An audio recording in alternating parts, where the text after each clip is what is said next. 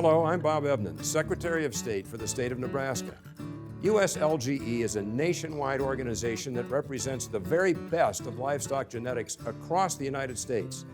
Dairy, beef, sheep, swine, horse, and goats. We've produced this series of videos for you to learn more about the U.S. genetics marketplace and the steps we can take together to improve the genetic power of your herds to produce a better final product. After you've taken a look at these videos, for more information, please visit the USLGE website or give USLGE a call. I'm Nebraska Secretary of State Bob Evnen. I think that you'll find this video very interesting. Thanks for watching. Hello, I'm Dr. Chris Calkins, a meat scientist and professor in the Animal Science Department, Institute of Agriculture and Natural Resources at the University of Nebraska. I'm delighted to visit with you today about how the genetics and production systems we have in the US and in Nebraska give rise to really high quality beef. In fact, that product is so good that not only do we add value to the regular steaks, but there are some opportunities to upgrade value in some of the lesser desired parts of the carcass, and we'll talk about that value addition. I'm standing next to a beef carcass right now. The head would be here toward the bottom. These are the ribs, and then the hind quarter of the animal is up above. When we think about steaks, we always think of high quality steaks coming from the loin and the rib regions. And that, in fact, of course, is true. We generally think of the chuck as having less value because there are fewer steaks. If you think about a large animal that needs to walk, it has to raise its arm, move it forward, set it down, and generate enough force to move 1,700 pounds of animal. Some of those muscles are working very hard and are not very tender. But some of those muscles just do this. They're not working that hard, and they are opportunities to add value to beef carcasses. When you have the right genetic makeup and the right production system, we're able to take advantage of that and turn what would otherwise be a chuck roast into a high quality steak. I'll demonstrate that for you in just a moment. I would point out that first of all, we will look at the beef clod, which is right in this region. We can think about that as being right over the shoulder blade of the animal. In addition to the beef clod, right underneath that is a product we call the chuck roll. And that primal also has some great opportunities for adding value. Let's get started. So we begin first with the beef shoulder clod. That's that outside part of the shoulder that I spoke about earlier. This would be the outside surface. And inside, you can see that there are a variety of different muscles. And these muscles give opportunity for upgrade. You know, traditionally in animals, this whole piece was made for ground beef. And while ground beef is good, it is one of the lower value items that we could make. And so part of our project was to determine, are there diamonds in the rough? Are there opportunities to identify muscles that we have been undervaluing and add value and increase the value of those carcasses and those animals? It turns out the answer is yes, if you start with the right product to begin with. And so there is a muscle that lies right on the inside here.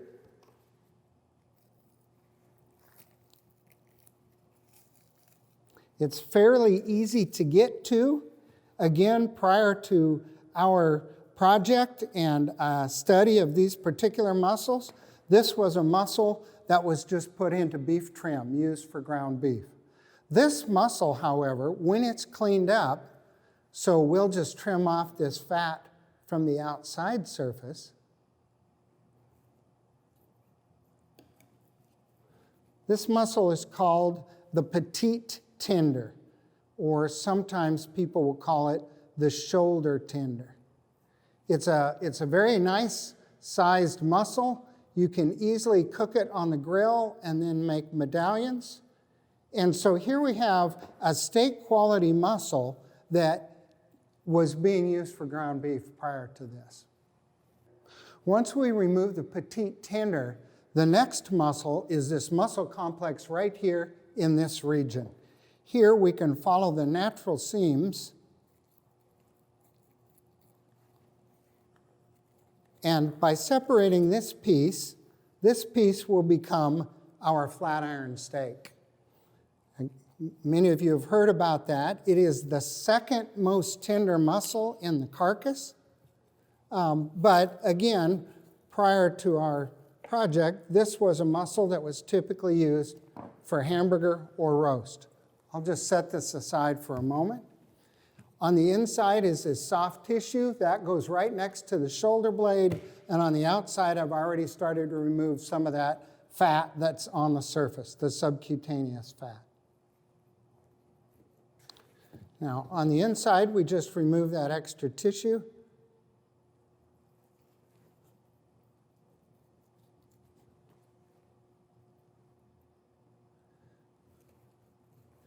I think you can see that if we just took the time to trim this a little bit, that it would make a very nice, attractive roast. However, much of the time it gets sold as a roast or ground beef, or I want to demonstrate, sometimes butchers will just cut right in the middle. And when you do that, you can see that there's a very thick seam of sinew right in the middle of that steak. As a result, this steak was being sold, but at a very low value. It turns out, if you remove that sinew and you just keep the muscle itself is quite tender, more tender than a ribeye steak.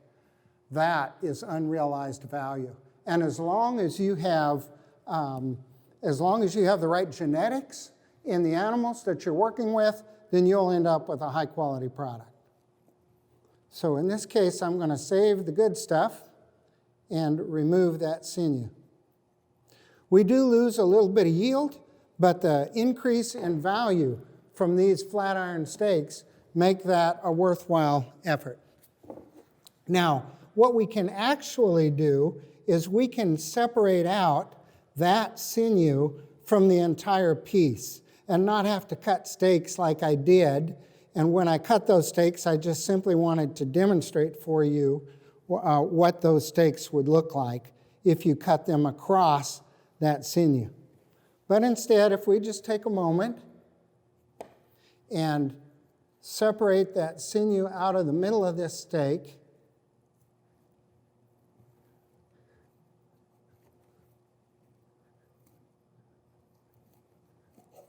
then we end up with a kind of a thin, flat piece of meat, and on the other side, we'll trim out that sinew, get rid of it.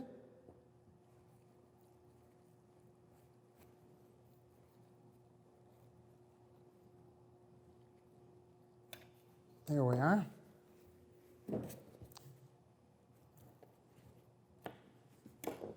So now, in this case, you might think, well, that muscle is too thin for a steak. I like my steak thicker than that. This muscle is unique, this flat iron, because when you put it on the grill and cook it, it will actually plump. It gets thicker. And so you can start out with a very tender piece of meat and make a very nice, desirable product. These are the flat iron steaks that you see here, here, and so on. Now, I've cut these about 3 or 4 ounces in size. They could go up as high as 6, 8, or even 10 ounces if someone wanted that much product.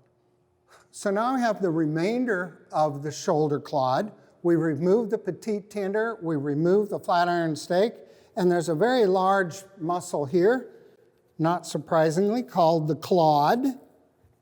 It's really the heart of the clod because it's right in the middle of it, and in fact, that's the nomenclature we use. It's called a clod heart. Now you'll see that we're also trimming off extra fat, extra trim, and this could easily be used to make ground beef, and the extra fat would be discarded. There's also a natural seam on one end. So by doing that, we end up with a very nice pot roast. And so this pot roast, similar to the chuck roast that we would think about, that we would normally make, but in this case, we've also got this clawed heart to deal with. So here, once again, we remove the tough tissue on the outside. So just a little bit of nice work, and you see we have some very attractive lean product beneath. This is a cut that typically was sold as a roast. In fact, I like to say that the way beef was used to be cut before we realized the real sensory qualities of this muscle was kind of hunk and chunk. We would cut chunks of meat and sell it as a roast. But in fact, there's far better opportunity on this product. So we'll just clean it up on both sides.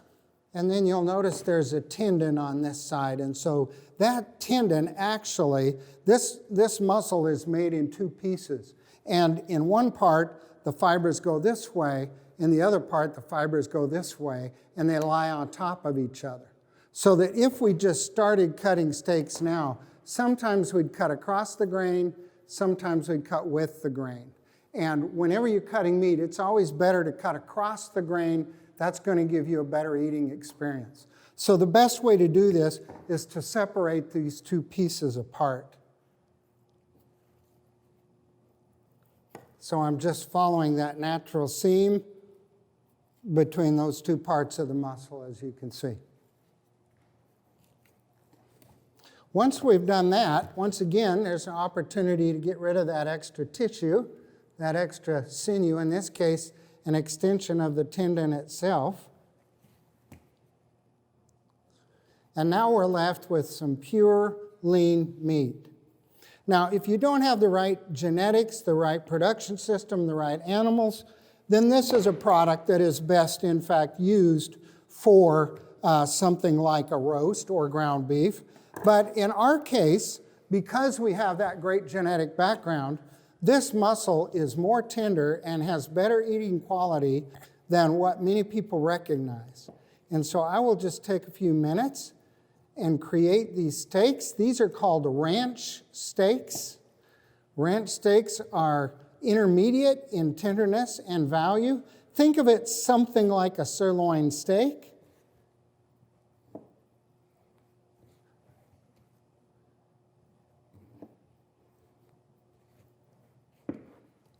They also take marinades really well. So if you wanted to marinate for flavor or for taste or even for tenderness, then that's a possibility as well. So if you look, there's just a lot of possible ranch steaks here that I've managed to pull out for us. All of these would normally be sold as ground beef. Anytime you can sell it as steak, the value increases. So out of this beef shoulder clod, we have been able to get a long series of ranch steaks. We've been able to cut flat iron steaks. We have a petite tender, and we have a pot roast. So a very large upgrade in value compared to what we would normally find if we were to just take that shoulder clod and grind it. So that's one example of how we can enhance the value of the beef that we produce here in the United States. So out of that beef shoulder clod then, instead of having just a few chunks of roast, or instead of just creating ground beef, we actually have 4 distinct different items. We have our beef shoulder tender or petite tender, we have our flat iron steaks, we have a pot roast, and we have our ranch steaks, all of which adds value to the product. And now let's take a look at the beef chuck roll and see what we can get from that product that will add value. Next up, we have the beef chuck roll. In this case, the head would be on this side, and the secret is that this side right here connects to the ribeye. Now, it's kind of an arbitrary cut where we separate the ribeye from the chuck roll. Think about that. So the steaks that come off in this region are right next to the ribeye steaks. Do you think they taste like ribeye? Yes, there's a lot of very similar characteristics there. So we have an opportunity right away, instead of just using this for a roast, to create some special steaks from the ribeye end of the chuck roll. Those are called Delmonico steaks or chuck eye steaks. They're great value and great eating as well. So what we'll do is we will begin to separate the muscle just as if the ribeye were continuing all the way forward. And we'll separate a chuck eye roll from this underblade portion. So let's get started and do that right away. In this case, I'm just separating the same muscle complex that we would do if, in fact, we had the ribeye and we didn't stop the ribeye when we removed the chuck. So it almost is shaped like a log.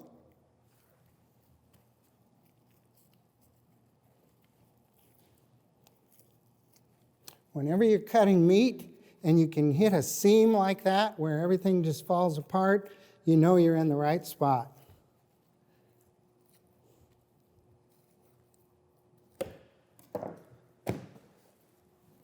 So this gives us, well, frankly, it looks a little bit like a ribeye, to be honest with you.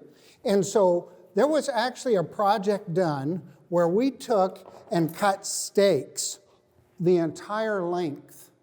And then we gave the steaks to chefs and we said, kind of like the limbo rock, how low can you go? How many steaks can we get before the muscles change over and they don't taste like ribeye anymore? The answer is 3. So we can cut 3 1-inch steaks from the end of this chuck eye roll. And these 3 steaks look a lot like ribeye steaks. And you know what? They taste a lot like ribeye steaks as well. After that, the muscles have changed and we have to find different uses for these products. Now, we could just create a roast out of the rest of these. If I were to ask you, what roasts can you think of that you can dry, heat, cook in an oven? Many people say, well, prime rib. And then after that, the list is really short.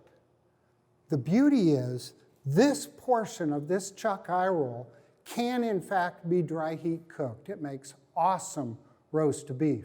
So it's already a step above chuck roast and way above ground beef. There's another product that's very popular. It's called boneless country-style chuck short ribs. Think about when you get short ribs, everybody wants the piece with the big meat on it and the bone is kind of incidental. This is the boneless version of that. It's kind of a little trick to cut it. Instead of cutting 1 inch, we cut 2 inches thick. Here's the secret. We turn it sideways and we split it down the middle. Wouldn't you agree that would be a very meaty, flavorful, succulent chuck short rib? Boneless country-style chuck short ribs. I will just cut a few of these so that you can see what they look like. Again, very popular item, especially in the summertime. It is a short rib, so it needs to be braised or cooked with a little moist heat cookery, but you can finish on the grill and get wonderful flavor and succulence. Now what's left, we could make more boneless country-style short ribs, but because I want to show you another alternative, this can be sold just as a roast by itself. Look at that, nice, lean roast, right? And in fact, this is called America's beef roast. So out of the chuck eye roll, that top portion of the chuck roll, we got 3 Delmonico steaks, boneless country-style short ribs, and America's beef roast. Next, we have the remaining portion of that chuck roll. Earlier, I referred to it as the underblade. it would be under the shoulder blade, under the ribs. And you can see there's a very attractive piece of meat, lots of high marbling on this side, fourth most tender muscle in the carcass. Again, often sold as a chunk of chuck roast or as ground beef.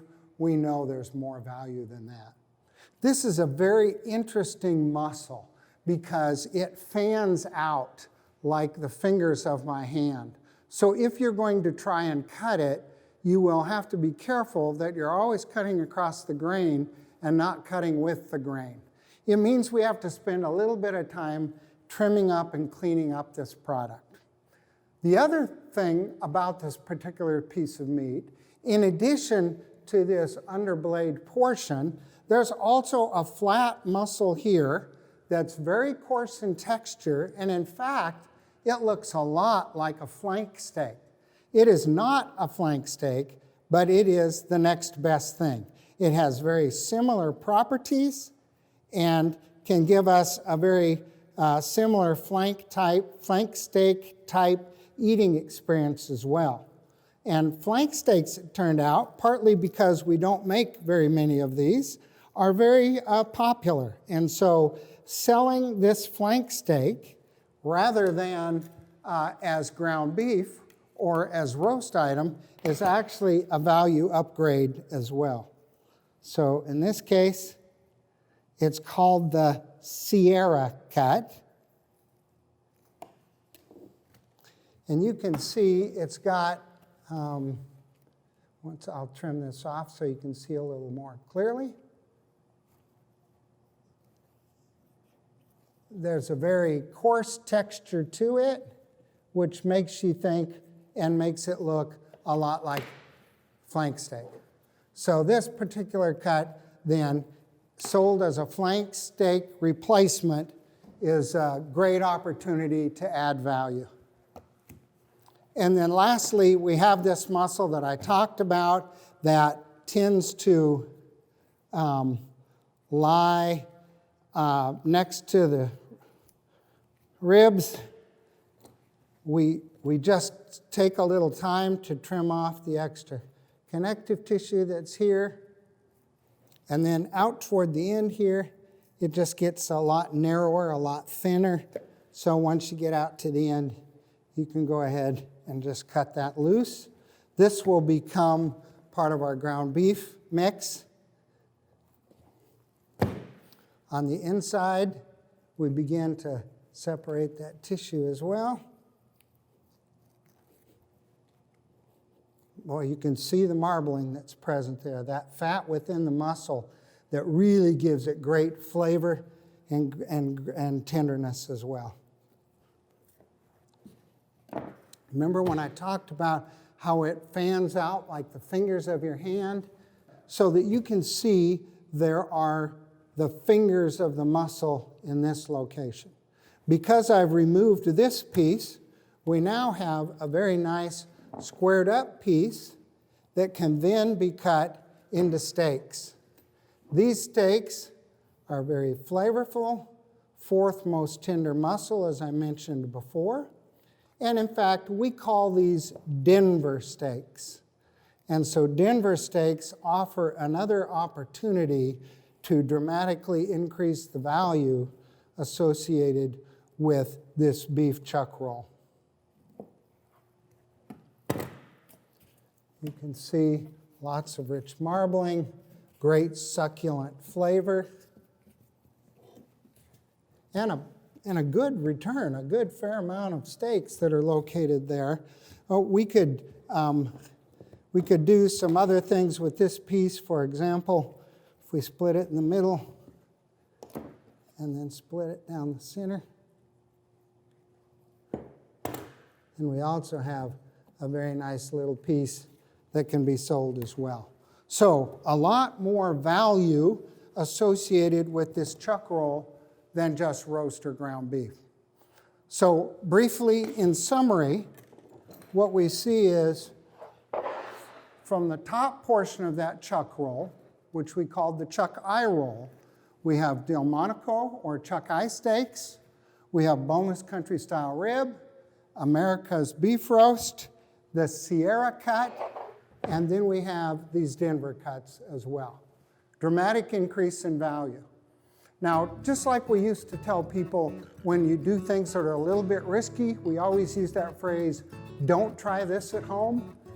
The secret is you can't do this unless you begin with the right quality of animal. The animal that has the right genetics that can convert the feedstuffs and the production system to which it's subjected into high quality beef and give you these kind of products. A great way to add value, a real win for consumers, because consumers get great tasting, great quality products they can readily identify. And of course, that's good for everyone involved in the entire production chain. If you have any question, visit USLGE website or contact me directly, Dr. Chris Calkins, University of Nebraska. Thank you.